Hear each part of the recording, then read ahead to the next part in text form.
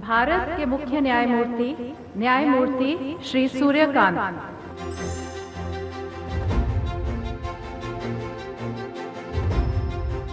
मैं सूर्यकांत, जो भारत के उच्चतम न्यायालय का मुख्य न्यायमूर्ति नियुक्त हुआ हूँ, ईश्वर की शपथ लेता हूँ। ईश्वर की शपथ लेता हूँ। देश की न्याय व्यवस्था में आज एक बड़ा बदलाव हुआ। जस्टिस सूर्यकांत भारत के 53वें चीफ जस्टिस के तौर पर शपथ लिए। लंबे समय से कई बड़े फैसलों में अपनी मजबूत भूमिका निभा चुके जस्टिस सूर्यकांत अब सुप्रीम कोर्ट की सबसे अहम कुर्सी संभालेंगे। आने वाले 14 महीनों में उनके सामने कई गंभीर और देश हित से जुड़े मसले होंगे, जिन पर पूरे देश की नजर रहने वाली है। सीजेआई BR गवाई 23 नवंबर को रिटायर हुई। ऐसे सुप्रीम कोर्ट के जस्टिस के रूप में 24 मई 2019 को प्रमोट हुए जस्टिस सूर्यकांत का CJI के रूप में कार्यकाल 1 साल 2 महीने से अधिक होगा। वो 9 फरवरी 2027 को रिटायर होंगे, क्योंकि सुप्रीम कोर्ट के जस्टिस की रिटायरमेंट की उम्र 65 साल है।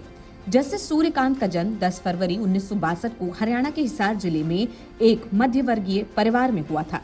जस्टिस सूर्यकांत पीठ में 2 दशक के अनुभव के साथ देश के शीर्ष न्यायिक पद को ग्रहण करेंगे, जिसमें अनुच्छेद 370 को निरस्त करने, अभिव्यक्ति की स्वतंत्रता, लोकतंत्र, भ्रष्टाचार, पर्यावरण और लैंगिक समानता से संबंधित ऐतिहासिक फैसले शामिल हैं।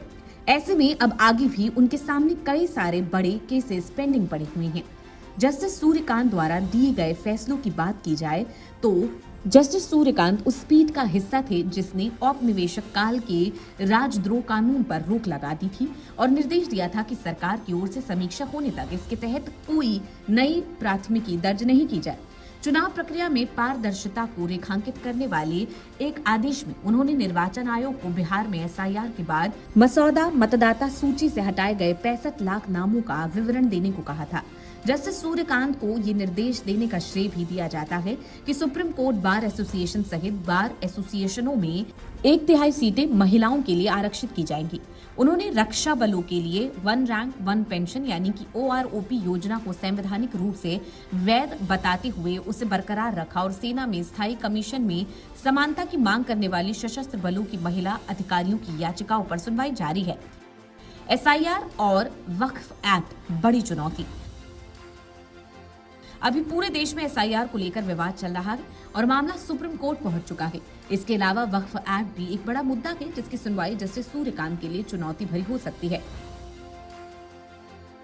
तलाके हसन, प्रदूषण और दूसरे अहम केस। दिल्ली NCR के प्रदूषण वाला मामला भी कोर्ट में अटका है।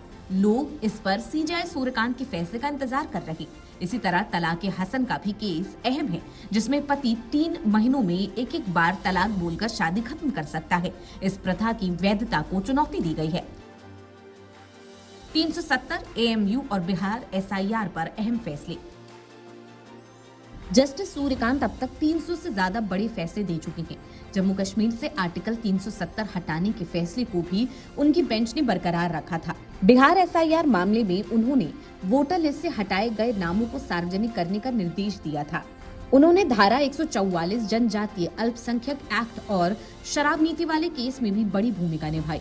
उसी केस में पूर्व मुख्यमंत्री अरविंद केजरीवाल को जमानत मिली थी। पेगासस मामले में भी भूमिका। पेगासस जासूसी मामले में भी वो बेंच का हिस्सा थे। उन्होंने कहा था कि राष्ट्रीय सुरक्षा के नाम पर सरकार को अनलिमिटेड अधिकार नहीं दिया जा सकता। करियर की शुरुआत से सुप्रीम कोर्ट तक। 1984 में हिसार जिला कोर्ट से वकालत शुरू की, फिर चंडीगढ़ जाकर पंजाब हरियाणा हाई कोर्ट में प्रैक्टिस की। 2000 में हरियाणा के एडवोकेट जनरल बने। 2001 में सीनियर एडवोकेट घोषित हुए। 2004 में पंजाब हरियाणा हाई कोर्ट के जज बने। 2018 में वो हिमाचल प्रदेश हाई कोर्ट के मुख्य न्यायाधीश बने। 2019 में जस्टिस सूर्यकांत सुप्रीम कोर्ट के जज भी बने और अब देश के 53वें CJI के रूप में जिम्मेदारी संभालेंगे। तो ये थी जस्टिस सूर्यकांत से जुड़ी हमारी खास रिपोर्ट। आपको कैसी लगी कमेंट सेक्शन में जरूर बताएं। बाकी की देश दुनिया की खबरों के लिए बने रहे जनसत्ता के साथ। नमस्कार।